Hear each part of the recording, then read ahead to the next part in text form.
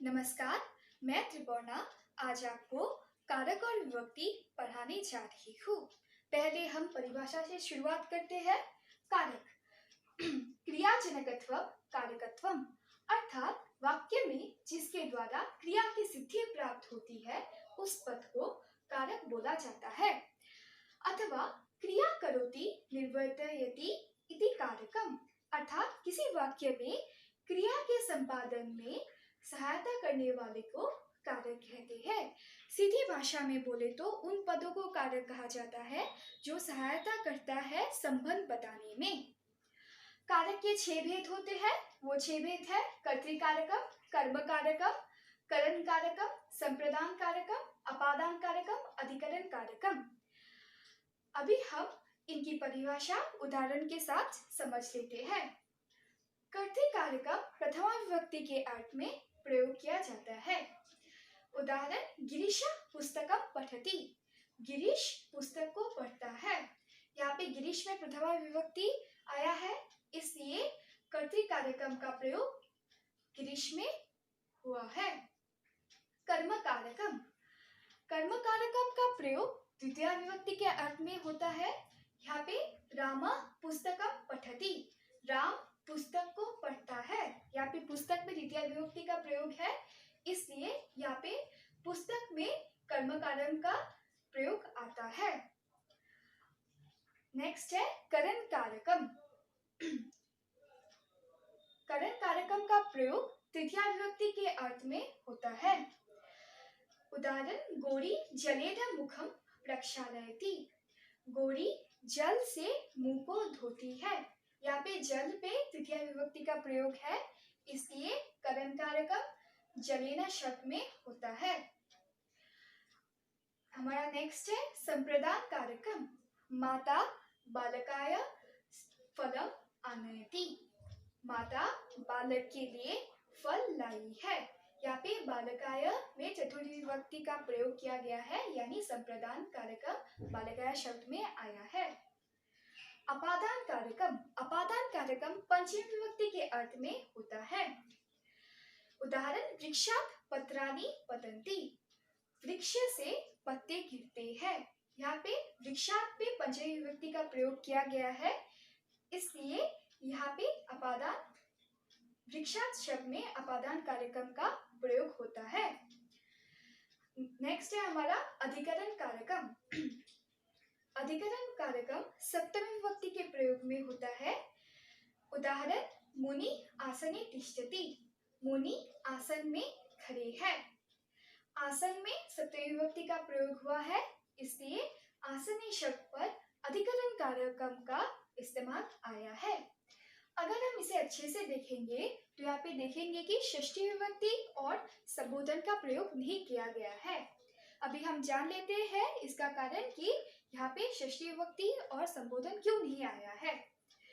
संस्कृत में संबंध तथा संबोधन को क्रिया से सीधा संबंध ना होने के कारण कारक नहीं माना जाता है।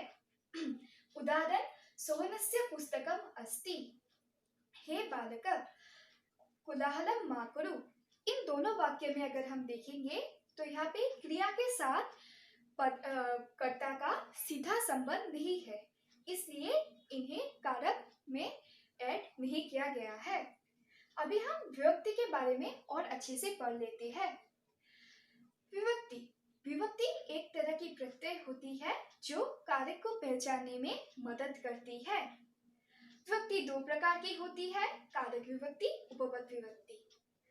हम कारक विभक्ति की परिभाषा जान लेते हैं। क्रिया के आधार पर लगने वाले विभक्ति को कारक विभक्ति कहते हैं।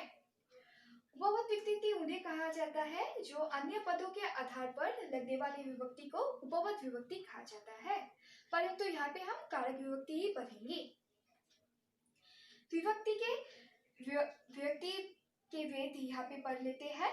विभक्ति प्रथमा विभक्ति, द्वितीय विभक्ति, तृतीय विभक्ति, चतुर्थी विभक्ति, पंचमी विभक्ति, षष्ठी विभक्ति, सप्तमी विभक्ति, संबोधन।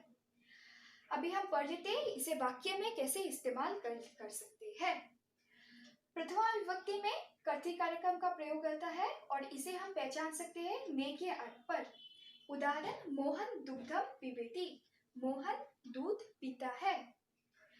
द्वितीय विभक्ति के अर्थ पे कर्म कारकम का प्रयोग होता है और इसे हम पहचान सकते हैं को के अर्थ पे। वैष्णवी चित्रम पश्यति, वैष्णवी चित्र को देख रही है। यहाँ पे चित्रम पे द्वितीय विभक्ति का प्रयोग किया गया है। तृतीय विभक्ति, तृतीय विभक्ति का प्रयोग करण कारकम में आता है और इसे हम पहचान सकते हैं से के आधार पर। जैसे कि राम वानेन रावणम हता, राम वान से रावण को मारा।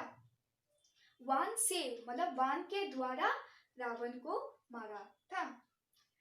चतुर्थी विभक्ति में संप्रदान कार्यक्रम का प्रयोग होता है और इसे हम पहचान सकते हैं के लिए के अर्थ पर। माता बालकाय फलम आनयति, माता बालक के लिए फल लाती है। यहाँ पे बालकाय शब्द में चतुर्थी विभक्ति का प्रयोग किया गया है। पंचमी विभक्ति, पंचमी विभक्ति में अपादान कारक का प्रयोग किया जाता है और इसे हम पहचान सकते हैं से अलग होने के अर्थ पर।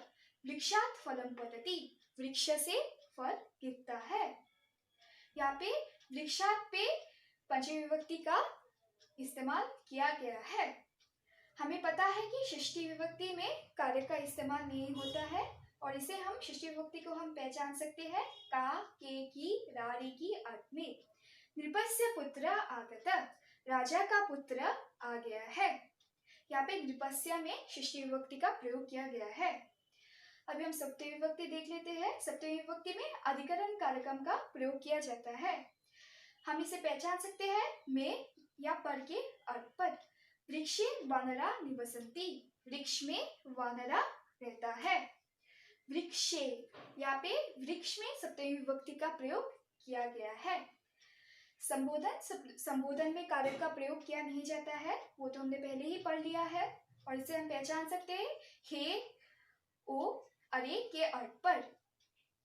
उदाहरण देख लेते हैं। हे बालक कोलाहलम मा करो, हे बालक कोलाहल मत करो, मतलब आवाज मत करो। यहाँ पे हे बालक में संबोधन का प्रयोग किया गया है। आशा करती हूँ इस वीडियो से आपको कारक और विभक्ति का कंसेप्ट समझ में आ गया होगा। धन्यवाद।